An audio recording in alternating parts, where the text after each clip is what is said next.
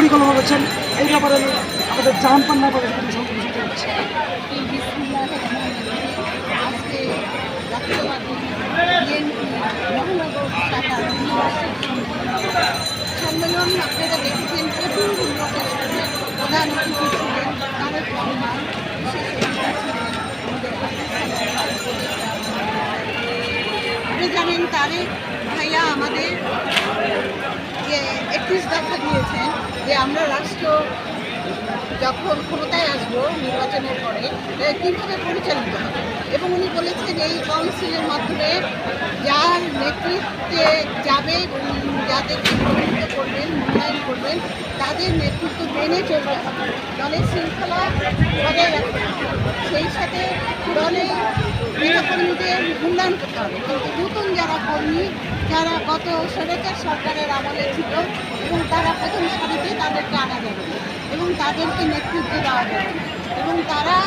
ছদ্মবেশে আমাদের সাথে থেকে পরে নিবন্ধ করতে পারে। এর জন্য আমাদের তাদের কাছ থেকে দূরে থাকতে বলেছেন, সাবধান থাকতে আর বলেছেন এদেশে বিএনপির প্রতি মানুষ খুব আস্থাশীল, তারা বিএনপির কর্মকাণ্ড এবং তারা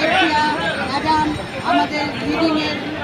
বিষয়গুলি জানতে চায়, তারা বিএনপিকে আস্থাশীল মনে করে, এর জন্যই তারা এত জানতে সেটাও বলছে এবং বলছেন উনি যাদেরকেই দিবেন যারা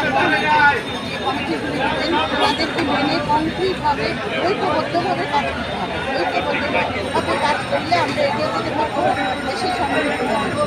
আর একটি কথা এবং দেশে